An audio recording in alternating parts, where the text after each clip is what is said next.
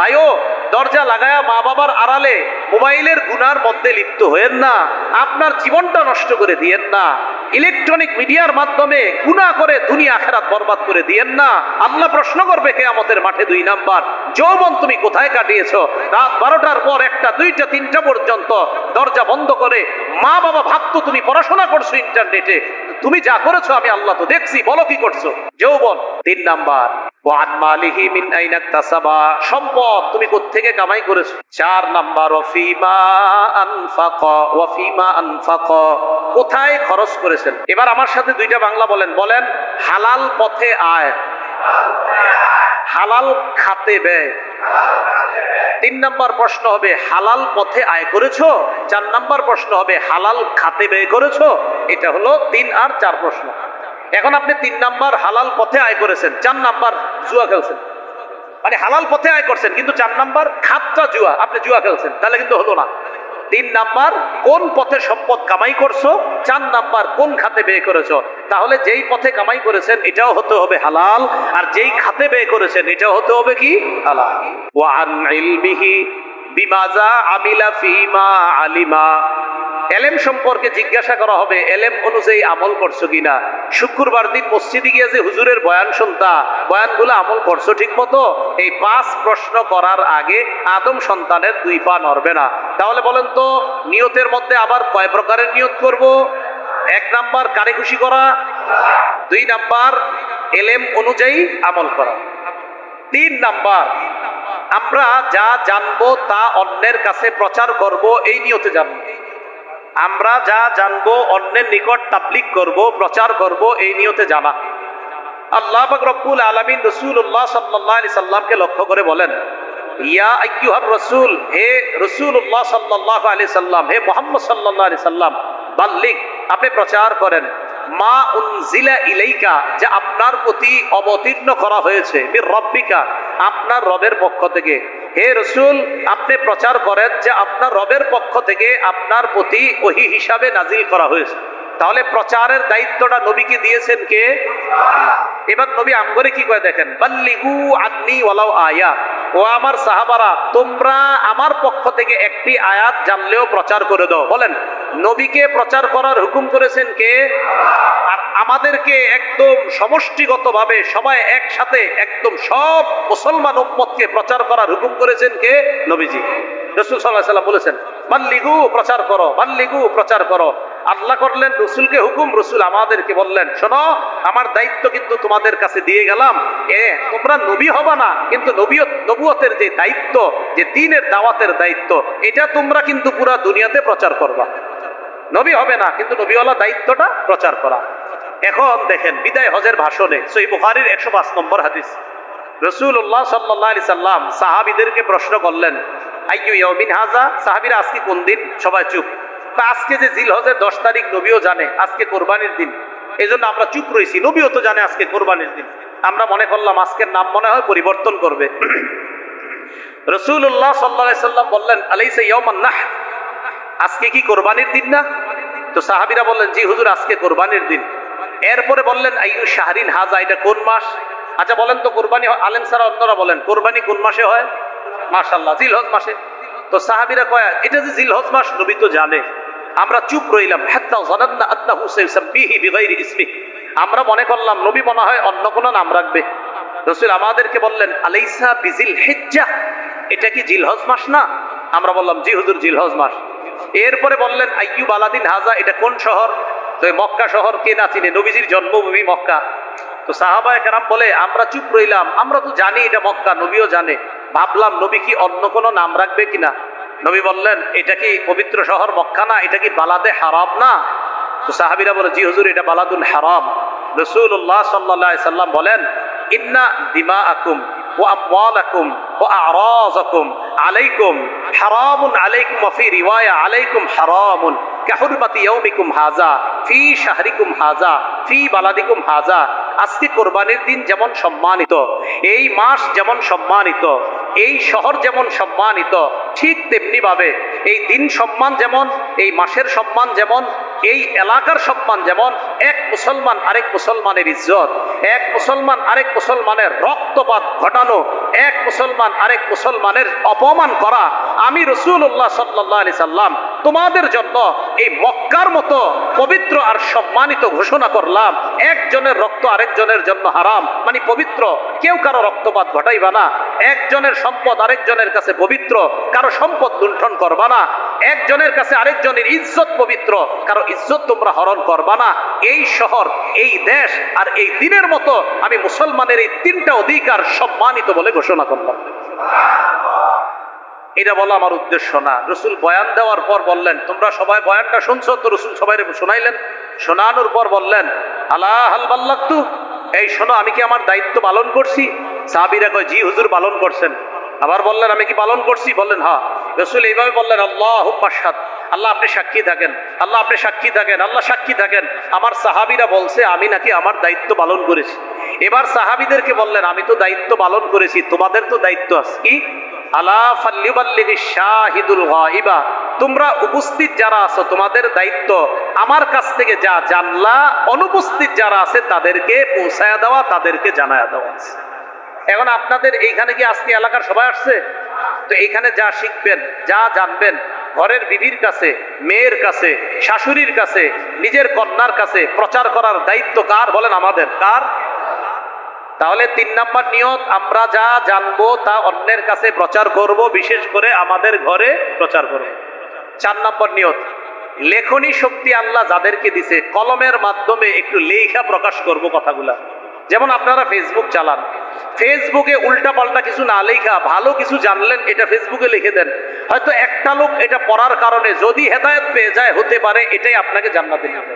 তো এই যে আপনারা বিভিন্ন জায়গায় কষ্ট করে যান, হেঁটে যান, রিকশায় যান, জ্যাম ঠেলে যান,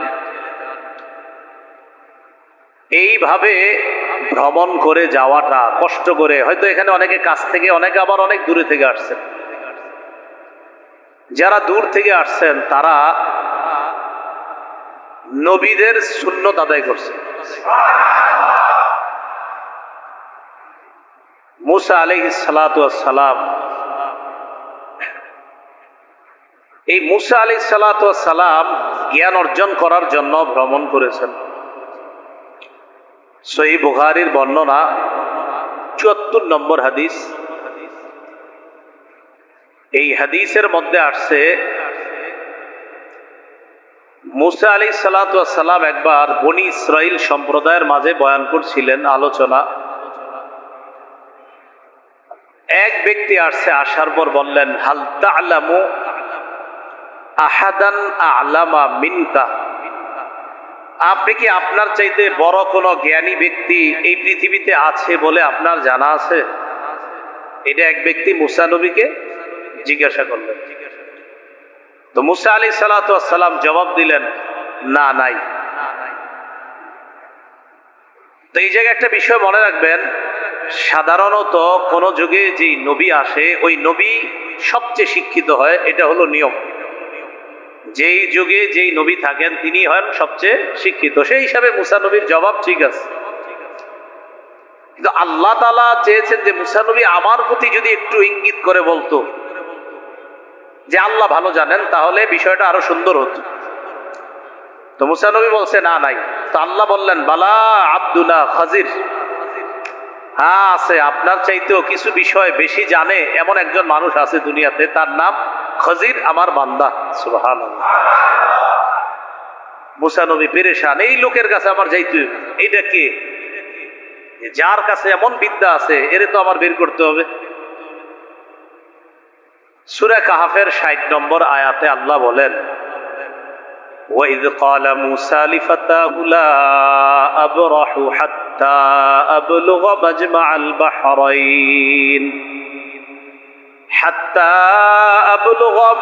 الْبَحْرَيْنِ أَوْ أَمْضِيَ حُقُبًا। স্মরণ করুন ওই সময়কে, মুসা আলাইহিস সালাতু ওয়াস সালাম যখন তার গোলাম যুবক ইউশা ইবনে নূনকে বললেন,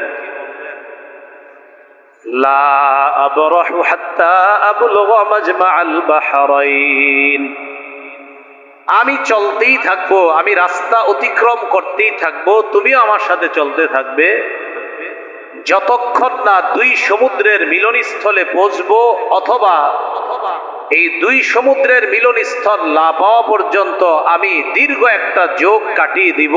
খজিরকে না পাওয়ার আগ পর্যন্ত যুগের পর যুগ যদি কাটিয়ে দিতে হয় তাও আমি কাটিয়ে দিব, তারপরও তার কাছ থেকে বিদ্যা অর্জন করতে হবে।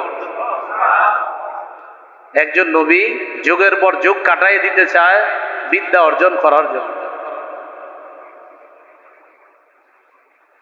আমরা তো এমন অবস্থা হয়ে গেছে এখন, বিদ্যা অর্জন একদম পুরা পানি ভাতের মতো বানায় নিচ্ছে।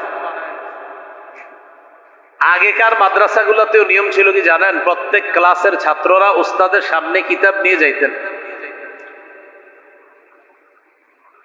দেশ গ্রামের এখনো অনেক মাদ্রাসার নিয়ম হলো, গ্রাম অঞ্চলের এখনো অনেক মাদ্রাসার নিয়ম, ক্লাস শেষ করে ছাত্ররা করার পর কিতাবগুলা নিয়ে পরের ঘন্টা, পরের ক্লাস যেই কিতাব যে উস্তাদের কাছে, ওই কিতাবটা নিয়ে ওই উস্তাদের রুমে চলে যায়। তা এখন তো আপনার আর ওই নিয়ম না, এখন উস্তাদরাই আসে ক্লাসে। ক্লাস উচিত ছিল আসা না যাওয়া, যাই হোক সে বিষয়ে বলছি না। মুসা আলাইহিস সালাতু ওয়াস সালাম খজিরকে তালাশ করার জন্য বের হয়ে গেলেন। হিস্ট্রিতে আমি যাব না, খজিরের ব্যাপারে আমার লম্বা আলোচনা আছে। আপনারা যারা আমার বয়ান দেখেন, দেখছেনও হয়তো, দেখে থাকবেন, লম্বা আলোচনা আছে, দেখবেন। মুসা আলাইহিস সালাতু ওয়াস সালাম বিশাল একটা ঘটনা ঘটছে, ঘটার পর যাক খজিরকে পাইছে, পাওয়ার পর সালাম দিস। খজির বললেন, কে এখানে আবার সালাম কোত্থেকে? মুসা নবী বললেন, মুসা। কোন মুসা? বনি ইসরাইলের মুসা? জি, বনি ইসরাইলের মুসা। আপনি এখানে? আল্লাহ বলছে আপনি এমন বিদ্যা জানেন যে বিদ্যা আমি জানি না, সেই বিদ্যা অর্জন করার জন্য আপনার কাছে আসছে। ইতিমধ্যে একটা পাখি সমুদ্রের মধ্যে মুখ দিয়া মুখটা উঠেছে,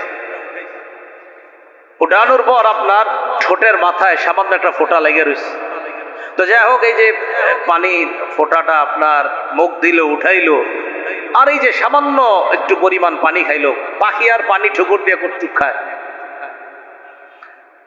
খজির মুসা নবীকে বললেন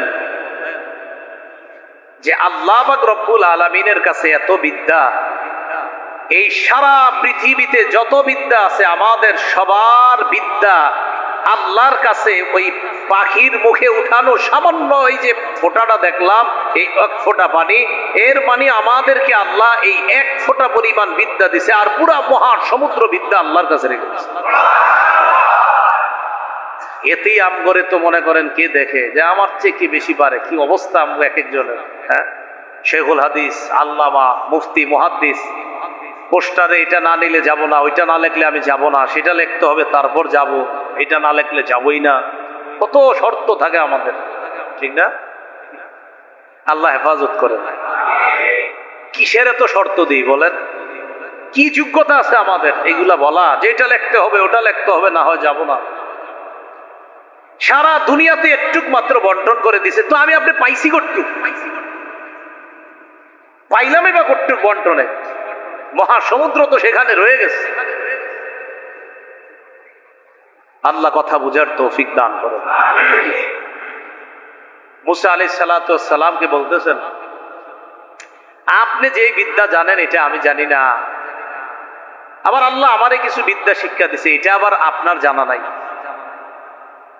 তো মুসা আলাইহিস সালাতু ওয়াস সালাম খজিরকে বলতে লাগলেন, হাল আত্তাবিউকা আলা আন তুআল্লিমানি মিম্মা উল্লিমতা রুশদা। আল্লাহ আপনাকে যে বিদ্যা দিয়েছে, এই বিদ্যা অনুসরণ করার জন্য, এই বিদ্যা অর্জন করার জন্য আমি কি আপনার অনুসরণ করতে পারি? খজির জবাব দিলেন, ক্বালা ইন্নাকা লান তাসতাতিআ মাইয়া সাবরা। আপনি তো ধৈর্য ধারণ করতে পারবেন না আমার সাথে। কে বললেন? খজির।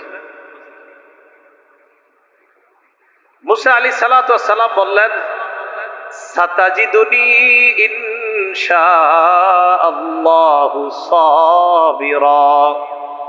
আপনি আমাকে ধৈর্যশীল পাবেন, আপনার সাথে আমাকে নিতে পারেন, ধৈর্যশীল পাবেন। তো খজির বললেন, লা তাসআলনি আন শাইইন হাত্তা উহদিসা লাকা মিনহু যিকরা।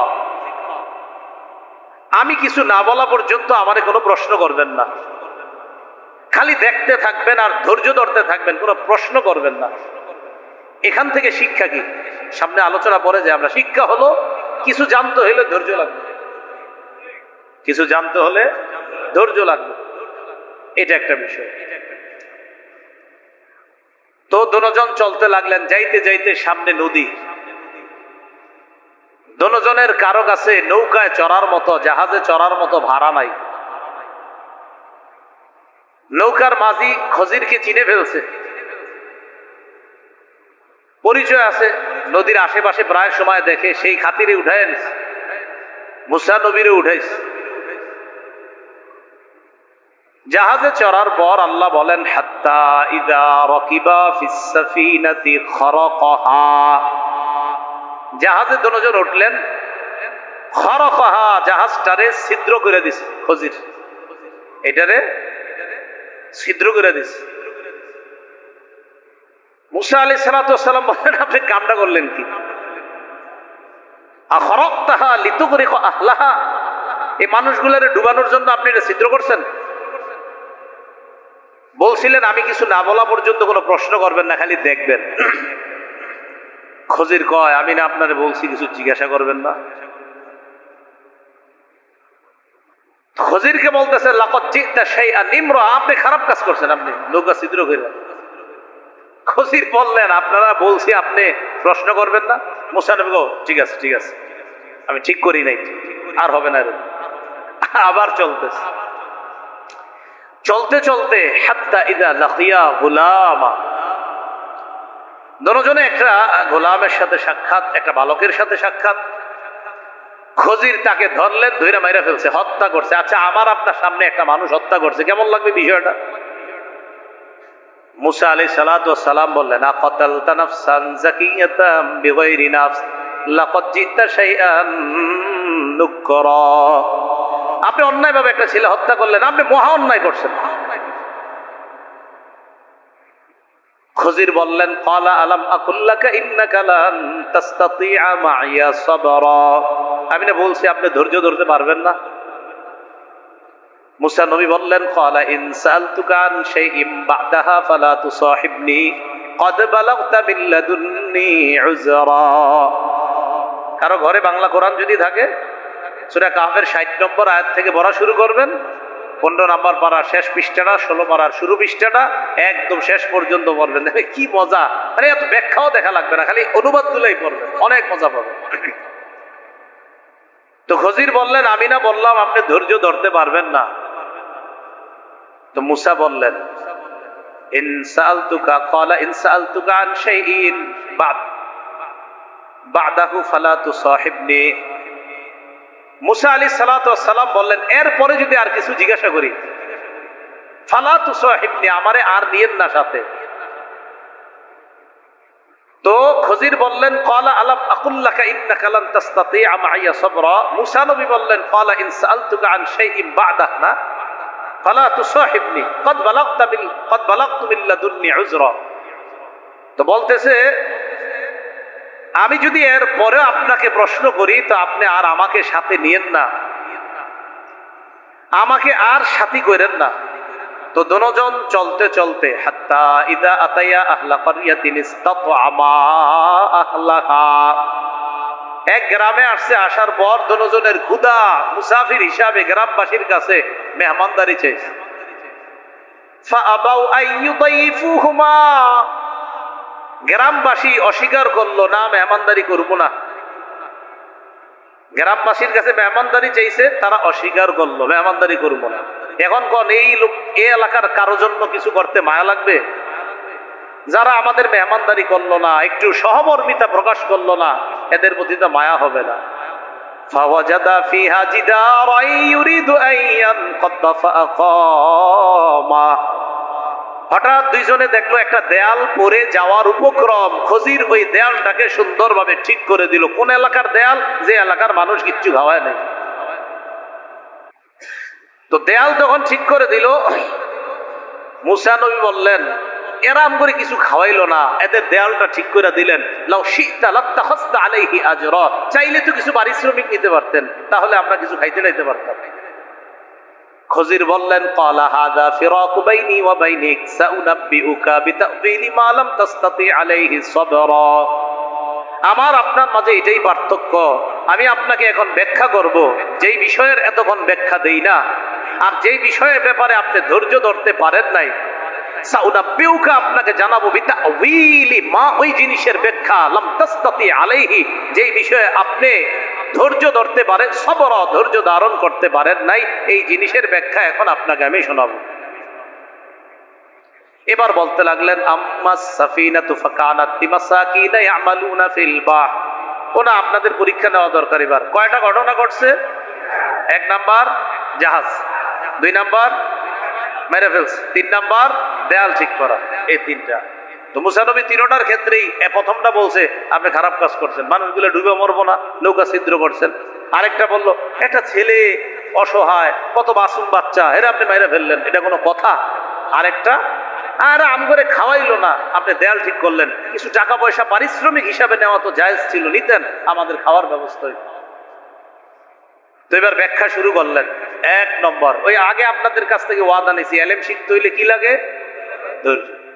1 নম্বর, আম্মাস সাফিনাতু ফাকানাত লিমাসাকিনা ইয়ামালুনা ফিল বাহ فأردت أن أعيبها وكان وراءهم ملك يأخذ كل سفينة غصبا।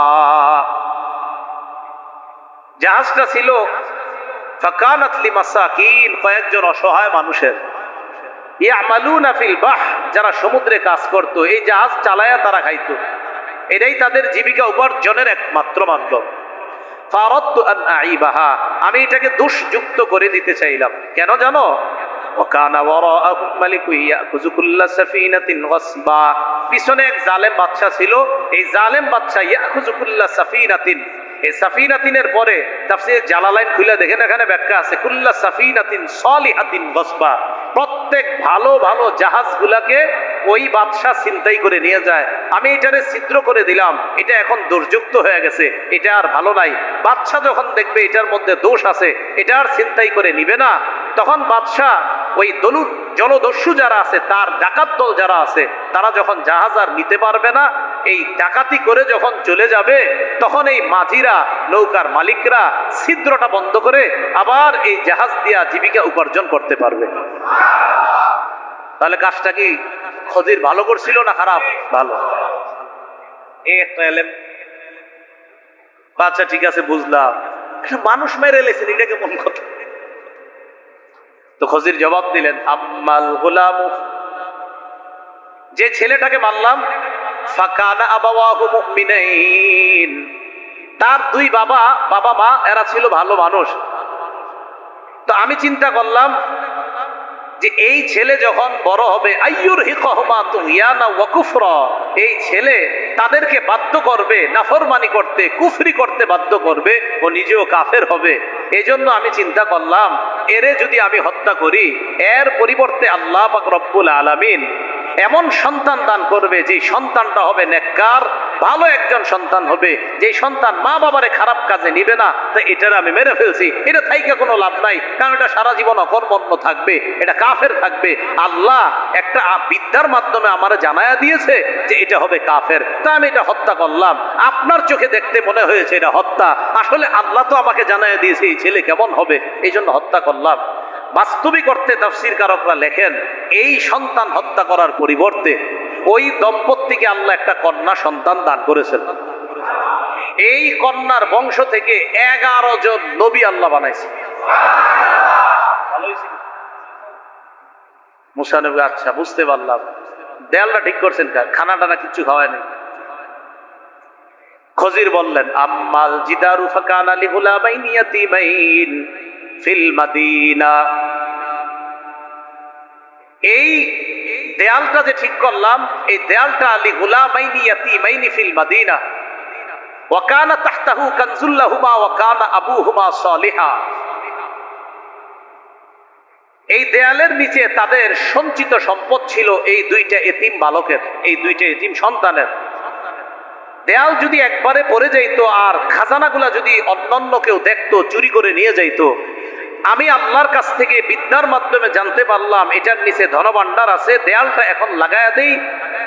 তো আল্লাহ পাক রব্বুল আলামিন চাইলে ফারাদা রাব্বুকা আইয়াবলুগা আশুদ্দাহুমা ওয়া ইস্তাখরিজা কানজাহুমা রাহমাতাম মির রাব্বিক।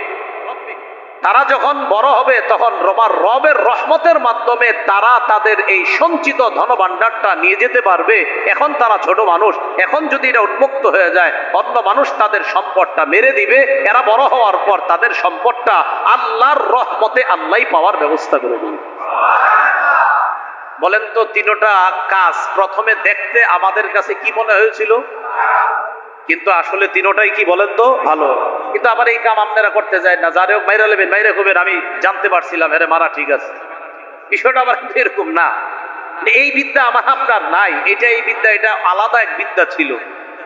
এখন আপনি আপনার একজনে গিয়া কি করলেন, লঞ্চে উঠলেন 10 তলা, আপনি নিচে ফুটা করে দিলেন না, আপনি কি করলেন, আমি জানতে পারছি এখানে বিশাল বড় এক তিমি এই লঞ্চে খাইয়া ফেলবে, এইগুলা করেন না। কিন্তু আবার তো মুসা আলাইহিস সালাতু ওয়াস সালামের যে বিষয়টা বুঝাইতে চাইলাম, বলেন তো এলেমের প্রতি একজন নবীর আগ্রহ, ধৈর্য কি পরিমাণ থাকলে তিনি বেচাইন পেরেশান হয়ে গেলেন যে আল্লাহ বলছে আপনার যে বড় জ্ঞানী আছে, বাস ওই জ্ঞানীর থেকে জ্ঞান আহরণ করার জন্য তিনি বের হয়ে পড়লেন। আল্লাহ আমাদের সকলকে জ্ঞান অর্জন করার জন্য আগ্রহ, ধৈর্য সবগুলা যেন আল্লাহ আমাদের সকলকে দান করেন। এইখানে আমরা যারা আসলাম বা বিভিন্ন দূর দূরান্ত থেকে আপনারা যারা আসেন, একটা হাদিস আপনারা মনে রাখবেন। ইবনে মাজাহ কিতাবের নাম, মুকাদ্দিমায় হাদিসটা আসছে 223 নম্বর হাদিস। এই হাদিসের বর্ণনাকারী কাসির ইবনে কাইস রাহমাতুল্লাহি আলাইহি, তিনি বলেন কুনতু জালিসান ইনদা আবি দারদা ফি মসজিদি দিমাশক। আমি দামেস্কের মসজিদে আবু দারদা রাদিয়াল্লাহু তাআলা আনহুর পাশে বসা। এটা কি মসজিদ? তো এমন একটা মসজিদ, দামেস্কের মসজিদে রাসূলের সাহাবী আবু দারদার পাশে বসা। জাআহু রাজুলুন মিনাল মাদিনা, মাদিনাতির রাসূল সাল্লাল্লাহু আলাইহি ওয়াসাল্লাম। সাহাবী মসজিদে বসা এক ব্যক্তি তার সাথে সাক্ষাৎ করার জন্য আসছে মদিনা থেকে। কোত্থেকে? মদিনা থেকে দামেস্কের দূরত্ব প্রায় 1200 কিলোমিটারের উপরে। কয় কিলোমিটার? প্রায় 1200 কিলোমিটার বর্তমান হিসাব অনুযায়ী। তো যেই ব্যক্তিটা আসছে আবু দারদার কাছে, আসার পর আবু দারদা রাদিয়াল্লাহু তাআলা আনহু তাকে দেখলেন। দেখার পর ওই লোকটা আবু দারদাকে বললেন, আমি আপনার কাছে এসেছি মদিনা থেকে, লিহাদিসিন বালাগানি আন্নাকা তুহাদ্দিসুহু আর রাসূলিল্লাহি সাল্লাল্লাহু আলাইহি সাল্লাম। কথাটা গুরুত্ব দিয়ে শুনেন। আমি আপনার কাছে আসছি মদিনা থেকে শুধু একটা বিষয় যাচাই করার জন্য। কয় কি বিষয়? একটা বিষয় যাচাই করার জন্য। কি? একটা হাদিস। কি হাদিস? যে হাদিসটা আমি জানি রাসূল বলেছেন, আর আমি শুনলাম ওই হাদিসের বর্ণনাকারী নাকি আপনি। আবার বলছি, আমি মদিনা থেকে আসছি, একটা হাদিস আমি শুনেছি, জেনেছি, মুখস্থ করেছি, আর এই হাদিসটা আমার কাছে পৌঁছেছে, আর আমি জানতে পারলাম হাদিসের বর্ণনাকারী সাহাবী নাকি আপনি। আমি শুধু যাচাই করতে আসছি আসলে এই হাদিসটা নবী বলছে কিনা, এটা জানার জন্য 1000 কিলোমিটারের উপরে রাস্তা সফর করে আসছি। কয়টা হাদিস? একটা মাত্র হাদিস। তো আবু দারদা রাদিয়াল্লাহু তাআলা আনহু অবাক হয়ে গেলেন, সাহাবী নিজে অবাক। তিনি বলতেছেন, আমা জাআ বিকা তিজারাহ, তুমি কি কোনো ব্যবসায়ী প্রয়োজনে এখানে আসো নাই? কয় না, আমি কোনো ব্যবসায়ী প্রয়োজনে আসি নাই। কয় ওয়ালা মা জাআ বিকা গায়রুহু, আচ্ছা তুমি কি ব্যবসা ছাড়া অন্য কোনো প্রয়োজন বা এই হাদিস ছাড়া অন্য কোনো প্রয়োজনে আসনি? বিশ্বাস করেন আমি অন্য কোনো প্রয়োজনে আসিনি, শুধু একটা হাদিস যাচাই করতে আসছি। কয় কোন হাদিসটা? কয় আপনি নাকি রাসূলের থেকে হাদিস বর্ণনা করেন এটা। ক্বালা রাসূলুল্লাহ সাল্লাল্লাহু আলাইহি ওয়াসাল্লাম, মান সালাকা তরিকান ইয়ালতামিসু ফীহি ইলমা সাখালাল্লাহু লাহু তরিকান ইলাল জান্নাহ। রাসূলুল্লাহ সাল্লাল্লাহু আলাইহি সাল্লাম বলেছেন, যে ব্যক্তি ইলম অর্জন করার জন্য রাস্তা অবলম্বন করে, বিদ্যা অর্জন করার জন্য ইলমের পথ অবলম্বন করে বিদ্যা অর্জন করতে যায়, আল্লাহ জান্নাতে যাওয়ার জন্য তার রাস্তা সহজ করে দেয়। উলামায়ে কেরাম এটার ব্যাখ্যা লিখছেন, সহজ করার অর্থ কি? আপনারা যত জায়গায় জুমার নামাজ পড়তে যাবেন, জুমার নামাজের আগে বয়ান হয়, বাসা থেকে নিয়ত করে যাবেন আজকে জুমার আগে যে বয়ান হবে এখানে আমি বিদ্যা অর্জন করব, ইলম অর্জন করব। কোন মাহফিল, তাফসির মাহফিল, ইসলামী মাহফিল, মাদ্রাসার মাহফিলে যাওয়ার আগে নিয়ত করবেন আমি কিছু জ্ঞান অর্জন করব, ইসলামের কিছু জ্ঞান অর্জন করব। এই যে আপনি রাস্তা অতিক্রম করে যাবেন, আল্লাহ পাক রব্বুল আলামিন রাস্তাগুলা মেপে রাখবেন। কিয়ামতের ময়দানে যেই পরিমাণ রাস্তা আপনি অতিক্রম করেছেন এই পরিমাণ কমায়া আল্লাহ আপনাকে জান্নাত দিবেন। দুনিয়াতে বেশি গেছেন, আল্লাহ ওখানে কমাবে। তো কয় এই হাদিসটা আমি শুনছি, এটা আপনি নাকি রাসূলের থেকে বলেন? আবু দারদা কয় হ্যাঁ, নবীজি এই হাদিস বলছে। এখন এই মাদ্রাসার ছাত্র যারা হবে হেফজখানার, তারা যখন এখানে পড়তে আসবে তাদের জন্য রাসূল বলেন, ওয়া ইন্নাল মালাইকাতা লাতাদউ আজনিহাতাহা রিদাল লিতালিবিল ইলম। তালিবুল ইলম যারা রাস্তা দিয়ে যেই ছাত্রগুলা হাইটা যায়, অনেক সময় দেখবেন নীল ড্রেস থাকে, সাদা ড্রেস, এই বাচ্চাগুলারে কখনো বললেন না যে মা বাবার কোনো কাম পায় না এখানে দিছে। না না, এদেরকে একটু শ্রদ্ধা করেন, মায়া করেন, স্নেহ করেন, মমতা করবেন। একটু দুষ্টামি করলেও খারাপ দৃষ্টিতে এদের দিকে তাকায়েন না, একটু মাথায় হাত পুছায় দেন যে বাবা থাক, দুষ্টামি করো না, এরকম বললেন না। ছি এমন করে কেন? একটা বাচ্চা ছেলে 7-8 বছরের, তো রাস্তায় দুষ্টামি করতেই পারে। এই জন্য অন্য দৃষ্টি দিয়েন না। রাসূলুল্লাহ সাল্লাল্লাহু আলাইহি সাল্লাম বলেন, ইন্নাল মালাইকাতা লা তাদউ আজনিহাতাহা রিদান লিতালিবিল ইলম। ইলম অন্বেষণ করে যে বাচ্চাগুলা মাদ্রাসায় আসে, যে ছাত্ররা মাদ্রাসায় আসে, তারা যে রাস্তা দিয়ে যায়, ফেরেশতারা তাদের প্রতি খুশি হয়ে তাদের ডানা বিছায়া দেয়, আমাদের ডানার উপর দিয়ে তুমি চলো। তাহলে আমরা বাঁকা চোখে তাকাবো তাদের দিকে? না, মায়ার করে তাকায়। বিশ্বাস করে কত বাচ্চা ছেলেরা আমার সামনে দুষ্টামি করে রাস্তা কাটে, কেউ ধমক দিলে আমি বলি মা বুঝাই দি ভাই, এদেরকে ধমক দিয়েন না, এদের প্রতি এরকম ক্রূর আচরণ করেন না, বাচ্চা মানুষ বুঝে না। তাহলে আমরা ইনশাল্লাহ একটা জাতি যে আমরা বাচ্চা ছেলেরা একটু দুষ্টামি করতেই পারে, এজন্য খারাপ দৃষ্টিতে তাকাবো না। ঠিক আছে তো ইনশাল্লাহ? এরপরে রাসূলুল্লাহ সাল্লাল্লাহু আলাইহি সাল্লাম বলেন, وَإِنَّ طَالِبَ الْعِلْمِ يَسْتَغْفِرُ لَهُ مَنْ فِي السَّمَاوَاتِ وَالْأَرْضِ حَتَّى الْحِيتَانِ فِي الْمَاءِ। ইলম অন্বেষণকারী ছাত্রদের জন্য, ছাত্রীদের জন্য আসমান জমিনের যত সৃষ্টি আছে, এমনকি সমুদ্রের মাছ তাদের জন্য দোয়া করতে থাকে। রাসূলুল্লাহ সাল্লাল্লাহু আলাইহি সাল্লাম বলেন, ওয়া ইন্না ফাদলাল আলিমি আলাল আবিদি কাফাদলিল কমারি আলা সাইরিল কাওয়াকিব। নবী বলেন, আকাশের চন্দ্র, আকাশে যত নক্ষত্র আছে, আসমানের সমস্ত কোটি কোটি নক্ষত্র তারার চাইতে চন্দ্রের যেমন মর্যাদা, একজন আবেদ যে আল্লাহর ইবাদত করে তার চাইতে একজন আলেমের মর্যাদা তেমন চন্দ্রের মর্যাদা নক্ষত্রের তুলনায় যেমন। কোটি কোটি নক্ষত্রের চেয়ে চন্দ্রের মর্যাদা যেমন, রাসূলকে একজন আবেদ যে ইবাদত করে তার চাইতে একজন আলেমের মর্যাদা ওই নক্ষত্রের তুলনায় চন্দ্রের মর্যাদা যেমন। অন্য বর্ণনায় আসছে কি, ফাদলুল আলিমি আলাল আবিদি কাফাদলি আলা আদনাকুম। তোমাদের তুলনায় আমি নবীর মর্যাদা যেমন, একজন আবেদের তুলনায় আলেমের মর্যাদা তেমন। একজন আবেদের তুলনায় আলেমের মর্যাদা তেমন। এরপরে রাসূলুল্লাহ সাল্লাল্লাহু আলাইহি সাল্লাম বলেন, ইন্নাল উলামা হুম ওয়ারাসাতুল আম্বিয়া। আলেমগণ হলেন নবীদের ওয়ারিস। বলেন আমার সাথে, আলেমগণ নবীদের ওয়ারিস। আপনারা ওয়ারিস হন কিসের? স্বর্ণ, রূপা, টাকা পয়সা, ঠিক না? রাসূলুল্লাহ সাল্লাল্লাহু আলাইহি সাল্লাম বলেন, ওয়া ইন্নাল আম্বিয়া লাম ইউরিসু দিনারাও ওয়ালা দিরহামা। নবীগণ স্বর্ণ রূপার উত্তরাধিকার বানায় না, ইন্নামা ওয়ারাসুল ইলমা। নবীগণ ইলমের উত্তরাধিকার বানায়। নবীগণ কিসের উত্তরাধিকার বানায়? ইলমের উত্তরাধিকার বানায়। এই জন্য আপনার এলাকার ইমাম, আপনার এলাকার খতিব, আপনার এলাকায় মাদ্রাসার উস্তাদ, তাদেরকে মহব্বত করবেন এই সূত্রে যে তাদের মধ্যে নবীগণের মিরাস আছে। নবীরা যে মিরাস রাখছে সেই মিরাস আল্লাহ তাদের সিনায় রেখে দিয়েছে। রাসূলুল্লাহ সাল্লাল্লাহু আলাইহি সাল্লাম বলেন যে নবীদের রেখে যাওয়া মিরাস মান আখাযাহু, যারা গ্রহণ করে, আখাযাহু বিহাজ্জিন ওয়াফিরিন, বা তারা সঠিক অংশটাই গ্রহণ করলো। তাহলে আপনাদের কাছে জানতে চাই, উলামাদেরকে নবীগণ স্বর্ণরূপার মিরাস, স্বর্ণরূপার উত্তরাধিকার বানাইছে? নবীরা আলেমদেরকে টাকা পয়সা বাড়ি গাড়ির উত্তরাধিকার বানাইছে? তাহলে কোরআন সুন্নাহর উত্তরাধিকার বানাইছে। তাহলে নবীগণ তাদের মিরাস যাদেরকে দিয়ে গেলেন তাদেরকে আমাদের সম্মান করা দরকার আছে না নাই? আল্লাহ আমাদের সকলের অন্তরে উলামাদের প্রতি আজমত মহব্বত তৈরি করে দেন। তাহলে এলেম অর্জন করার জন্য আমরা যে দূর থেকে আসি, আমাদের লস না লাভ? দেখছেন দূর থেকে এসে যে হাদিসটা, এই লম্বা হাদিসটা আপনাদেরকে শোনাইলাম, আল্লাহ আমল করার তৌফিক দান করেন।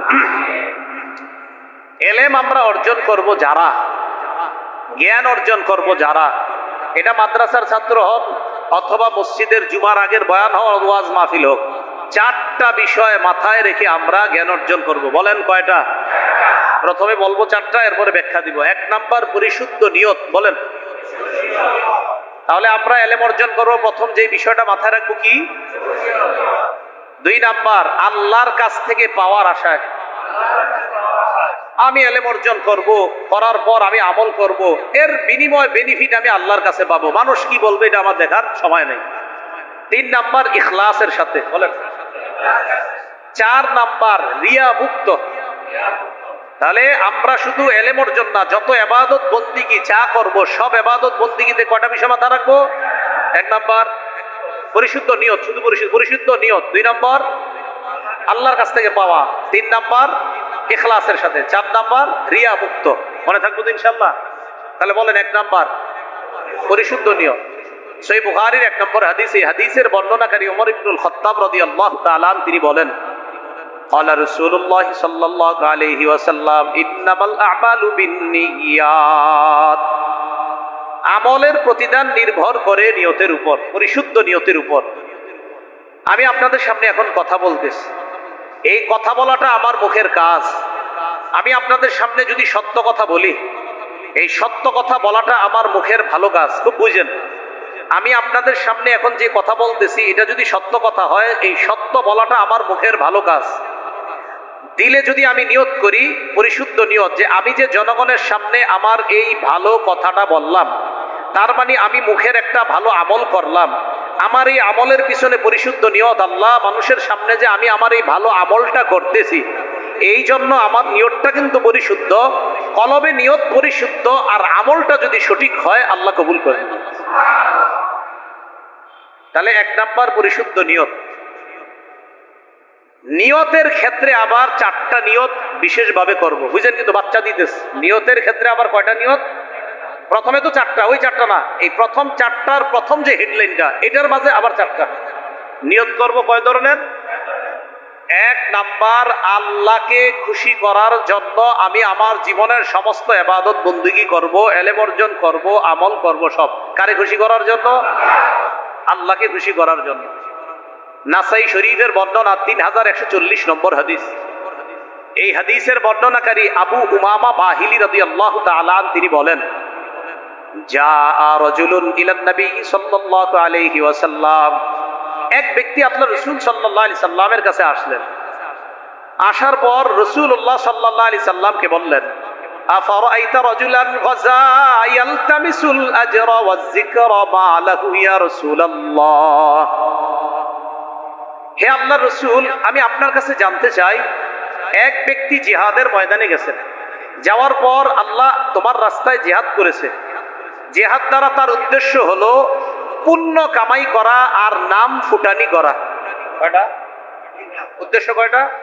1 নাম্বার আল্লাহর কাছ থেকে পুণ্য পাবে, 2 নাম্বার নাম ফুটানি, যে মানুষ জানবে আমি বড় এক বাহাদুর মুজাহিদ ছিলাম। তাহলে ওই উনি জিহাদ করছে কয় নিয়তে? 1 নাম্বার প্রতিদান, 2 নাম্বার অযিক্র, মানুষ আমার নাম কাম স্মরণ করবে, আমাকে লম্বা সময় মানুষ আমাকে স্মরণ করবে, যুগের পর যুগ আমাকে ভুলে আমাকে মানুষ মনে রাখবে, এই নিয়তে জিহাদ করছে। মা লাহু ইয়া রাসূলুল্লাহ, হুজুর তার সওয়াব কি হবে আপনার কাছে জানতে চাই। فقال رسول الله صلى الله عليه وسلم لا شيء له, কিচ্ছু পাবে না সে। নাউজুবিল্লাহ। আমি আপনাদের সামনে বয়ান করতেছি, প্রথমত বয়ানে আমার নিয়ত আল্লাহ বয়ান করে দুইটা মানুষ যদি হেদায়েত হয় এই নিয়তে যে এই মানুষটা হেদায়েত হলে আমার জান্নাতে যাওয়ার কারণ হবে, আর আমার জন্য যুগের পর যুগ মানুষ মনে রাখে আরিফিন হাবিব বলতে একজন ছিল। শেষ কি শেষ? জি শেষ, আমি বলছি শেষ। এই যে আমার এই বয়ানে কাজ হবে না, শেষ। রাসূলুল্লাহ সাল্লাল্লাহু আলাইহি সাল্লাম বলেন যে যেই ব্যক্তি এই নিয়তে জিহাদ করলো সে আল্লাহর কাছে প্রতিদানও পাবে, আবার তার নাম কাম মানুষ আলোচনা করুক সে কিচ্ছু পাবে না। যিনি প্রশ্ন করছে উনি অবাক হয়ে আদাহা সালাসা মাররাত, প্রশ্নটা আবার 3 বার রিপিট করছে। হুজুর কিচ্ছু পাইবো না? সে তো আল্লাহর কাছ থেকে পাওয়ার আশা করছে। হুজুর কিচ্ছু পাবে না? 2 বার। হুজুর কিচ্ছু পাবে না? নবীজি বললেন না, কিচ্ছু পাবে না। এরপর রাসূলুল্লাহ সাল্লাল্লাহু আলাইহি সাল্লাম বললেন, শোনো ভালো করে মনে রাখবা, ইন্নাল্লাহা লা ইয়াকবালু মিনাল আমালি ইল্লা মা কানা লাহু খালিসা। আল্লাহ পাক রব্বুল আলামিন ওই আমল কবুল করবেন না যতক্ষণ আমলটা আল্লাহর জন্য না হবে আর এটার দ্বারা আল্লাহকে খুশি করা উদ্দেশ্য না হবে, ততক্ষণ ওই আমল আল্লাহ কবুল করবেন না। তাহলে আল্লাহর জন্য আমল আর আল্লাহকে খুশি করা উদ্দেশ্য হলেই ওটা আল্লাহ কবুল করে নেবেন। তো বলেন আজকে থেকে নামাজ রোজা ইবাদত বন্দেগী আমি সুন্দর করে নামাজ পড়বো, আমি বিশুদ্ধ তেলাওয়াত করব, আমার নামাজটা অনেক সুন্দর করব, এই সব কারে দেখানোর জন্য করব? নাকি এরকম হুজুর নামাজ পড়বো সওয়াবও পাবো আর 10 জন বলবে কি সুন্দর নামাজ রে, নাকি? না, আমি সুন্দর নামাজ শুধু রবকে দেখাবো। কেউ যদি আমার নামাজ দেখা প্রশংসা করে এটা তার ব্যাপার। ও এটার একটা হাদিস আছে মনে করে গেছে। এক সাহাবী কয় হুজুর আমার যদি নিয়ত না থাকে প্রশংসা কামানো তাইলে কি হবে? রাসূল কয় তোমার যদি প্রশংসা কামানোর নিয়ত না থাকে এরপরেও যদি জনগণ প্রশংসা করে সেটা আল্লাহর পক্ষ থেকে তোমার জন্য অনুগ্রহ। না না বুঝাইতে পারিনি। আপনি ভালো আমল করছেন, এক সাহাবী কয় হুজুর আমল কইরা যদি আমার এই নিয়ত না থাকে যে মানুষ আমারে প্রশংসা করবে না, মুসলিম শরীফের হাদিস, রাসূল কয় তোমার যদি প্রশংসা কামানোর নিয়ত না থাকে এরপরেও তুমি নামাজ সুন্দর মতো আল্লাহকে খুশি করার জন্যই পড়তেছো, তোমার নিয়ত আল্লাহকে দেখানো, তোমার নিয়ত আল্লাহর কাছ থেকে পাওয়া, এরপরেও মানুষ প্রশংসা করছে যে ওনার নামাজ অনেক সুন্দর, রাসূল কয় যদি মানুষ না চাইতেও প্রশংসা করে এটা আল্লাহর পক্ষ থেকেই তুমি পুরস্কার পাইছো। হাদিসে কি আসছে জানেন? হাদিসে আসছে যে এটা হলো তোমার আজিলু বুশরাল মুমিন, এটা দুনিয়াতে তোমার নগদ পুরস্কার। তাহলে কথাটা ভালো করে বুঝেন, আমাদের দেশের কেউ যদি ভালো কাজ করে, ভালো আলোচনা করে, ভালো ওয়াজ করে, ভালো কিছু করে, অনেক মাদ্রাসা করছে, করার পর তার নিয়ত আল্লাহকেই খুশি করা, কিন্তু আপনারা তার প্রশংসা করতেছেন, রাসূল বলেন এটা হলো তার দুনিয়ার নগদ পুরস্কার, কারণ সে তো প্রশংসা চায় নাই, তোমরা করছো, কেমন যেন আল্লাহ তোমাদেরকে দিয়েই প্রশংসা করিয়েছে। তাহলে দুইটা পার্থক্য বুঝেইছিনি। মানে আমার নিয়ত প্রশংসা কামাই করা হবে না, বাকি মানুষ করলে এটা আল্লাহর পক্ষ থেকে নেওয়া। আশা করি আমি বুঝাইতে পারছি, কিন্তু না পারলেও আল্লাহ যেন সঠিক বুঝদান করে দেয়। তো এরপর রাসূলুল্লাহ সাল্লাল্লাহু আলাইহি সাল্লাম বললেন যে না না ওই লোক পুণ্য পাবে না, না ওই লোক কিচ্ছু পাবে না, কিচ্ছু পাবে না, কারণ লোকটার নিয়তেই ছিল মানুষ তার প্রশংসা করুক, এই জন্য সে কিচ্ছু পাবে না। তাহলে বলেন তো নিয়ত জানি আবার কয় ধরনের? 1 নাম্বার কারে খুশি করা? আল্লাহকে খুশি করার নিয়ত করা। 2 দ্বিতীয় নিয়ত আমি যা শিখবো যা জানবো এই অনুযায়ী আমল করব। আমি যা জানবো এই অনুযায়ী কি করব? আমল করব। খতিব সাহেব মিম্বর থেকে বলল সুদ খাওয়া হারাম, সুদ খাওয়া, আপনি এই নিয়তে বসতে হবে যে আজকে আমাকে যা যা বলবে যেইগুলা হারাম আমি হারামগুলা বর্জন করব, যেইগুলা হালাল হালালগুলা ধরব। এখন আপনি বিদ্যা অনুযায়ী যদি আমল না করেন, তিরমিজি শরীফের বর্ণনা 2416 নম্বর হাদিস, এই হাদিসের মধ্যে আসছে আব্দুল্লাহ ইবনে মাসউদ রাদিয়াল্লাহু তাআলা আনহুর বর্ণনা, তিনি বলেন ক্বালা রাসূলুল্লাহ সাল্লাল্লাহু আলাইহি ওয়াসাল্লাম, রাসূলুল্লাহ সাল্লাল্লাহু আলাইহি সাল্লাম বলেন লা তাজুলু কদামা ইবনি আদম হাত্তা ইউসআলা আন 50, আদম সন্তানের 2 পা নড়বে না কিয়ামতের ময়দানে 5 প্রশ্ন করার আগ পর্যন্ত। 1 নাম্বার আন উমরিহি ফিমা আফনা, 1 নাম্বার জীবন সম্পর্কে প্রশ্ন, জীবন কোন কাজে কাটিয়েছে। 2 নাম্বার আন শাবাবিহি ফিমা আবলা, যৌবন সম্পর্কে প্রশ্ন করা হবে, যৌবন কোথায় কাটিয়েছে। ভাইও দরজা লাগায়া মা বাবার আড়ালে মোবাইলের গুনার মধ্যে লিপ্ত হয়েন না, আপনার জীবনটা নষ্ট করে দিয়েন না। ইলেকট্রনিক মিডিয়ার মাধ্যমে গুনাহ করে দুনিয়া আখিরাত বরবাদ করে দিয়েন না। আল্লাহ প্রশ্ন করবে কিয়ামতের মাঠে। 2 নাম্বার, যৌবন তুমি কোথায় কাটিয়েছো? রাত 12টার পর 1টা 2টা 3টা পর্যন্ত দরজা বন্ধ করে মা বাবা ভাবতো তুমি পড়াশোনা করছো ইন্টারনেটে, তুমি যা করেছো আমি আল্লাহ তো দেখছি, বলো কি করছো। এটা 2 নাম্বার যৌবন। 3 নাম্বার ওয়ান মালিহি মিন আইনা ইকতাসাবা, সম্পদ তুমি কোত্থেকে কামাই করেছো। 4 নাম্বার ওয়াফিমা আনফাকা, ওয়াফিমা আনফাকা, কোথায় খরচ করেছেন। এবার আমার সাথে 2টা বাংলা বলেন, বলেন হালাল পথে আয়, হালাল খাতে ব্যয়। 3 নাম্বার প্রশ্ন হবে হালাল পথে আয় করেছো।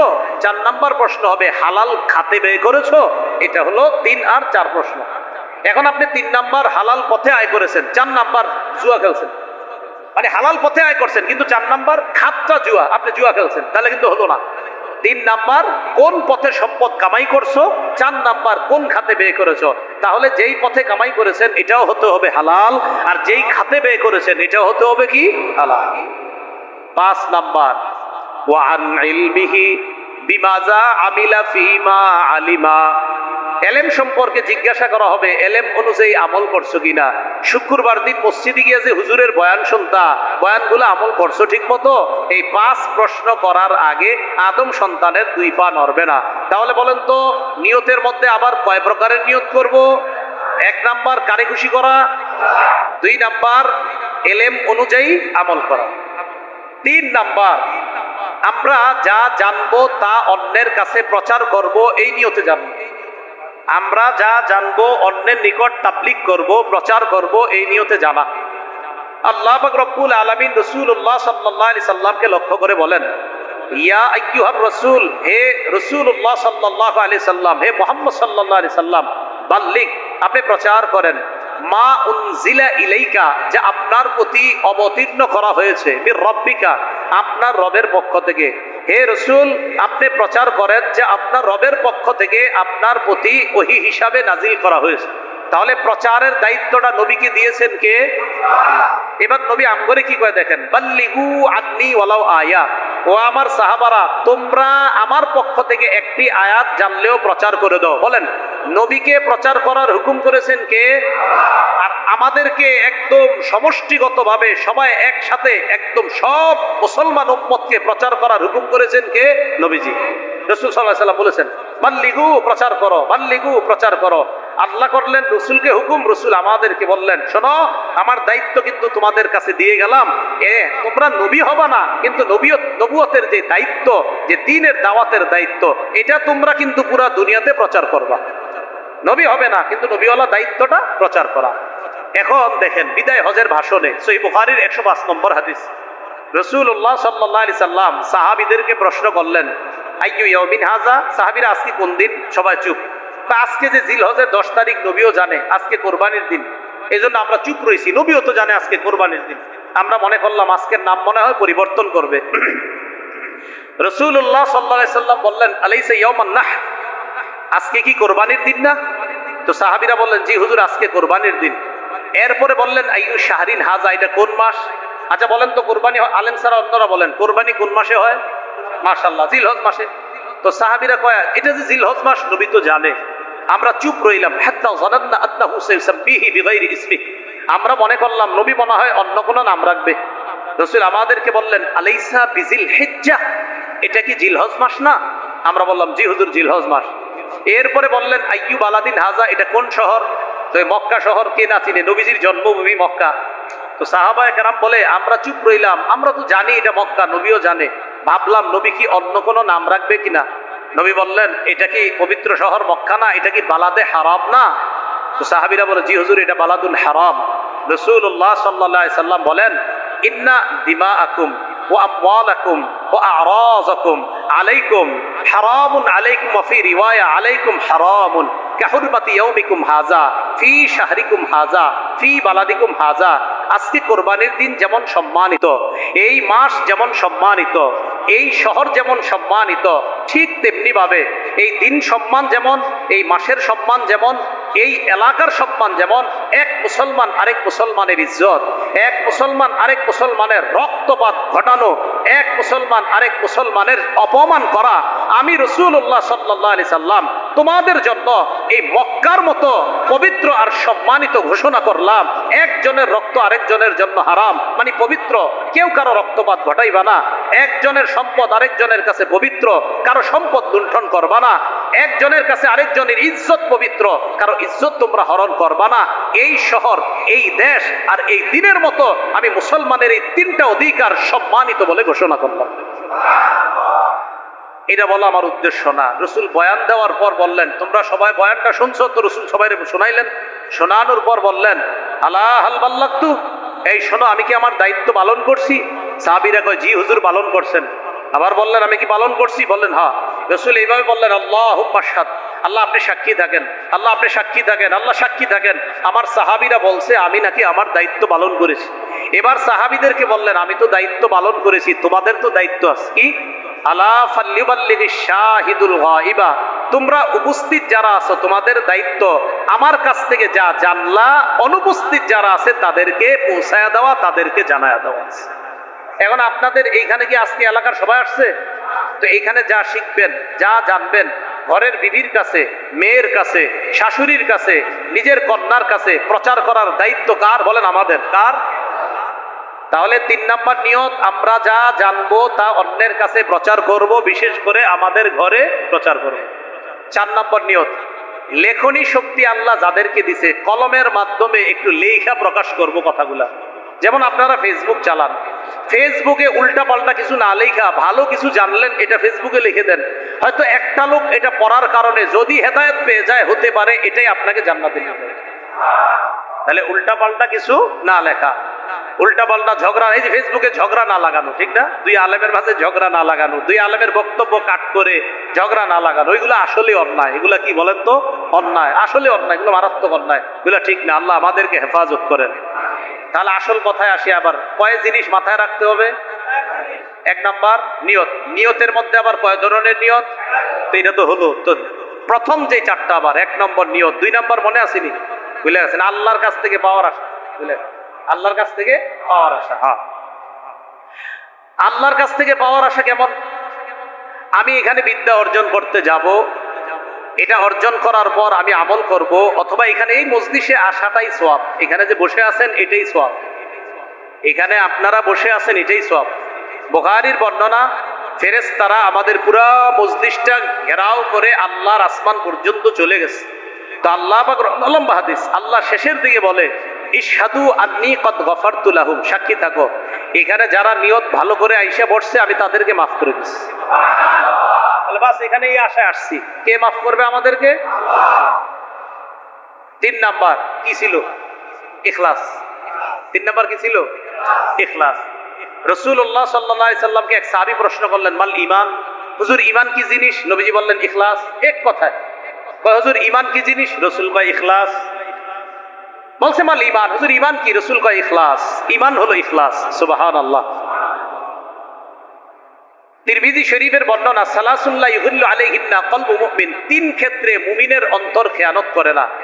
1 নাম্বার ইখলাসুল আমালি লিল্লাহ, মুমিন সব আমল ইখলাসের সাথে করবে, এই ক্ষেত্রে তার অন্তর খেয়ানত করে না। 2 ওয়ান নাসিহাতু লিউলাতিল মুসলিমিন, মুমিন মুসলমান শাসকদেরকে উপদেশ দেওয়ার ক্ষেত্রে তার অন্তর খেয়ানত করবে না, উপদেশ দিতে সে সুন্দরভাবে উপদেশ দিবে মুসলমান শাসকদের।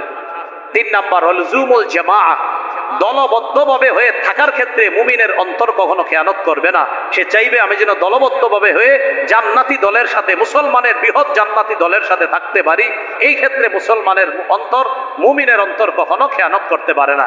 তো 1 নাম্বার ইখলাস। বলেন তো কি? তাহলে ইখলাসের ক্ষেত্রে মুমিনের অন্তর কখনো কি করতে পারে না? খেয়ানত করতে পারে না। আচ্ছা, ইখলাস নিয়ে আরেকটু কথা শেষে বলবো, আমি না বললে আমারে মনে করায় দিন, যদি না বলি একটু সামান্য একটু কথা বলবো। আচ্ছা, তাহলে এটা গেল 3 নাম্বার ইখলাস।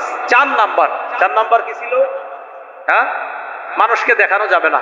তিরমিজি শরীফের 1382 নম্বর হাদিস, লম্বা হাদিস, এই হাদিসের মধ্যে আসছে, এই হাদিসটা আমি আগেও বর্ণনা করেছি। আপনাদের অনেক ইউটিউবার মাশাআল্লাহ আবার ভালো কাজও করে মাঝে মাঝে, শেখ আহমদুল্লাহ, ডক্টর মিজানুর রহমান আল আজহারি আর আমার একটা বয়ান, তিনজনে আমরা এই হাদিসটা বিভিন্ন সেমিনারে বয়ান করছি।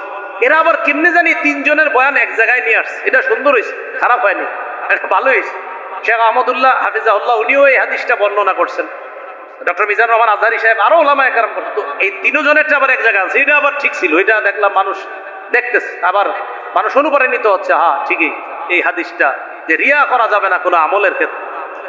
রাসূলুল্লাহ সাল্লাল্লাহু আলাইহি সাল্লাম বলেন কিয়ামতের মাঠে, এই আবু হুরায়রা যে হাদিস বলতে গিয়ে ওই যে আপনার চারবার বেহুশ হয়েছে, আপনারা জানেন এই হাদিসটা আমি বর্ণনা করছি, পুরোটা হাদিস চারবার বেহুশ হয়েছে।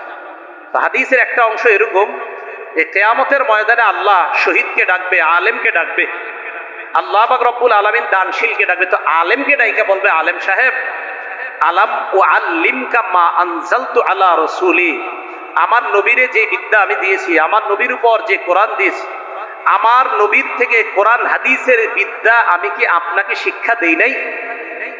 নবীকে যে কোরআনের বিদ্যা দিলাম আর নবী কোরআনের বিদ্যাটা ব্যাখ্যা করেছে হাদিস দিয়ে, এই কোরআন হাদিসের বিদ্যাকে আমি আপনাকে জানাইনি? আমি কি তোমাকে জানাইনি? আলেম বলবে বালা, হ্যাঁ রব আপনি জানাইছেন। আল্লাহ বলবে ফামাজা আমিলতা ফিমা উল্লিমতা, তোমাকে যা জানানো হয়েছে এই অনুযায়ী আমল করছো তুমি? তো উনি বলবে আকুমু বিহি আনা আল-লাইলি ওয়া আনা আন-নাহার, আল্লাহ আমি রাত সকাল সন্ধ্যা সর্বদা আমল করতাম, দিনের বেলা ছাত্রদেরকে হাদিস পড়াইতাম, রাতের বেলা মানুষের সামনে বৈশা বৈশা হাদিস শোনাইতাম, কোরআন শোনাইতাম। আল্লাহ বলবে সব ঠিক আছে, তুমি যে এগুলা করতা আমি তো জানি, কারে খুশি করতে করতা এটা বলো। ওই বান্দাকে আল্লাহ বলবে হ্যাঁ ঠিক আছে, তুমি কোরআন হাদিস শিক্ষা প্রচার কর্তা, দিনে রাতে প্রচুর প্রচার কর্তা, তোমার টার্গেট ছিল জনগণ যেন তোমাকে বড় বক্তা বলে, বড় ওয়াইজ বলে, বড় মুফতি বলে, বড় মুহাদ্দিস বলে, বড় শাইখুল হাদিস বলে, তোমাকে যেন বলে সে বাংলাদেশে একমাত্র একজন।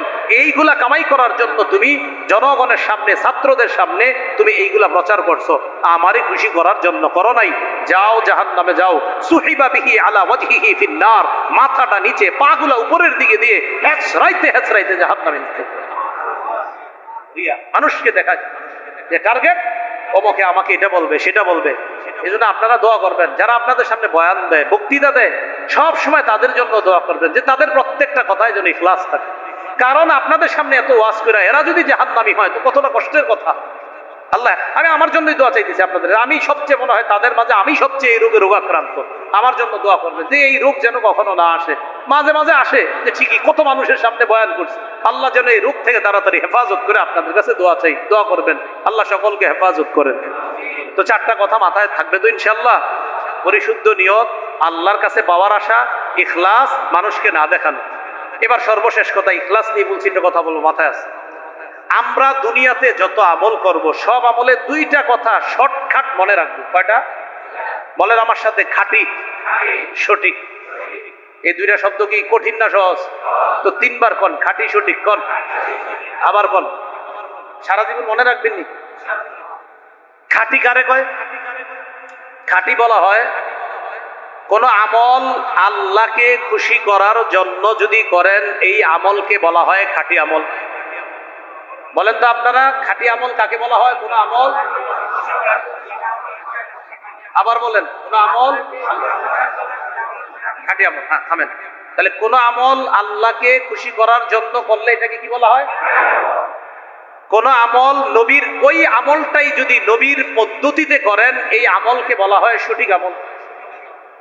তাহলে কোন আমল আল্লাহর জন্য করলে কি আমল, আর নবীর পদ্ধতিতে করলে। এবার দেখি আপনারা বুঝছেন কিনা। মনে করেন আমি পানি পান করলাম, বিসমিল্লাহ বলে আল্লাহকে খুশি করার জন্য, মানে আমি পানি পান করলে শক্তি সঞ্চয় হবে, শক্তি সঞ্চয় হলে আপনাদের সামনে কিছু কথা বলার শক্তি আমি পাবো। তাহলে পানি পান করলাম আল্লাহরে খুশি করার জন্য। পানের শুরুতে আমি ডান হাতে নিলাম, বিসমিল্লাহ বললাম, কার পদ্ধতিতে? তাহলে পান করলাম, এখানেও আমি আল্লাহকে রাজি খুশি করার জন্য পান করলাম। কোন পদ্ধতিতে পান করলাম? তা আল্লাহকে খুশি করার জন্য হওয়ার কারণে নাম হবে কি এটার? খাঁটি। আর নবীর পদ্ধতিতে হইলে কি হবে নাম? আচ্ছা, আপনি 2 রাকাত নামাজ পড়লেন আল্লাহকে খুশি করার জন্য, এই 2 রাকাতের নাম হবে কি? খাঁটি।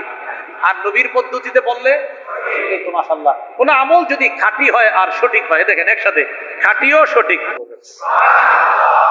তাহলে আজকে থেকে মনে রাখবো, আমি এশার নামাজ দাঁড়াইছি মনে করেন, আজকে এশা বললাম, আগামীকাল ফজর বললাম, বলেন ফজর কার জন্য পড়বো? আল্লাহর জন্য বললে ফজরের নামাজের কি হবে? এটা নাম খাঁটি। নবীর পদ্ধতিতে পড়বো, তাহলে কি হবে? ফজর যদি খাঁটি ও সঠিক হয়, কবুল করবে কে? মনে থাকবেন। আল্লাহ আমাদের সকলকে আমাদের জীবনের প্রত্যেকটা ক্ষেত্রে, মাদ্রাসা, মসজিদ, আমল, ইবাদত, সব ক্ষেত্রে আল্লাহকে খুশি নবীর পদ্ধতিতে করার তৌফিক দান করেন। সুবহানাল্লাহি ওয়া বিহামদিহি, সুবহানাকাল্লাহুম্মা ওয়া বিহামদিকা, আশহাদু আল্লা ইলাহা ইল্লা আনতা, আস্তাগফিরুকা ওয়া আতুবু ইলাইক। শেষ কথা, এই মাদ্রাসাটার প্রতি খেয়াল রাখবেন তো? ইনশাআল্লাহ। আওয়াজ ছোট হয়ে গেছে, তখন ওয়াজ শুনলা শেষের দিকে কই ইনশাআল্লাহ, ইনশাআল্লাহ খেয়াল রাখবেন তো ইনশাআল্লাহ। এক নাম্বার আপনাদের কাছে আমার চাওয়া, এই মাদ্রাসাটার নাম নিয়ে একটু দোয়া করতে পারবেন কারা কারা? এটা পারবেন তো? এই দোয়াটা সবচেয়ে বেশি জরুরি। হ্যাঁ, এরপর আছে পরামর্শ, ছাত্র, অর্থ, আরো যা যা দরকার ওইগুলা পরে, কিন্তু প্রথমে একটু দোয়া করবেন, আল্লাহ মাদ্রাসাটা কবুল করেন, আল্লাহ মাদ্রাসাটা কবুল করেন। একটু ভাবেন তো, 3টায় আপনি ঘুমান, 4টায় আপনি ঘুমান, আর মাদ্রাসায় পোলাপান পড়তেছে আলহামদুলিল্লাহ রাব্বিল আলামিন, ইয়াসিন আল কোরআনিল হাকিম, আর রহমান আল্লামাল কোরআন পড়তেছে, আপনি ঘুমাইতেছেন, তারা পড়তেছে, এদের কারণেই তো বরকত পাচ্ছেন। আল্লাহ বুঝার তৌফিক দান করেন।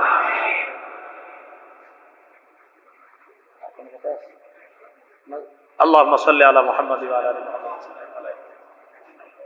الحمد لله رب العالمين، والعاقبة للمتقين، والصلاة والسلام على سيد الأنبياء المرسلين وعلى آله وأصحابه أجمعين. ربنا ظلمنا أنفسنا وإن لم تغفر لنا وترحمنا لنكونن من الخاسرين.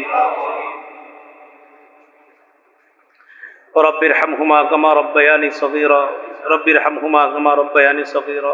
الله আল্লাহ আমল করি, আল্লাহ আমল করার পর চিন্তা করি এটা আপনারে খুশি করার জন্য করছি কিনা মাওলা। আল্লাহ মেহেরবানি করে আমাদের জীবনের প্রতিটা ক্ষেত্রে আপনাকে খুশি করার জন্যই যেন আমল করতে পারি তৌফিক দান করেন। জীবনের সমস্ত গুনাহ খাতাগুলা মাফ করে দেন আল্লাহ। আমাদের মধ্যে যারা অসুস্থ বানায়া দেন, যারা ঋণী ঋণ পরিশোধের ব্যবস্থা করে দেন, যারা অভাবী অভাব দূর করে দেন আল্লাহ। এই মাদ্রাসাটা আপনি কবুল করে দেন, এই মাদ্রাসার যাবতীয় প্রয়োজন গাইবী খাজানা থেকে পুরা করে দেন আল্লাহ। রওজাতুল কোরআন একাডেমি আল্লাহ, হেফজ শাখা, বালক শাখা আল্লাহ মেহেরবানি করে ছাত্র, অর্থ, পরামর্শ, দোয়া যা যা প্রয়োজন আপনি ব্যবস্থা করে দিয়েন আল্লাহ। বালিকা শাখাকেও আপনি কবুল করে নেন আল্লাহ। আমাদের মধ্যে যারা কঠিন বিমারিতে আক্রান্ত হয়ে হসপিটালে ঘরের বিছানায় শোয়া আল্লাহ, তাদেরকে আপনি মাফ করে দেন আল্লাহ। আমাদের দোয়া আপনি কবুল করেন। আমাদের মধ্যে যাদের মা বাবা, আত্মীয় স্বজন, পাড়া প্রতিবেশী, মুরব্বিয়ানে কেরাম কবর জগতে, তাদের কবরগুলা জান্নাতের বাগান বানায়া দেন আল্লাহ। আমাদের দোয়া আপনি কবুল করেন আল্লাহ, আমাদের দোয়া আপনি কবুল করেন। রব্বানা তাকাব্বাল মিন্না ইন্নাকা আনতাস সামিউল আলিম ওয়া তুব আলাইনা ইন্নাকা আনতাত তাওয়াবুর রহিম।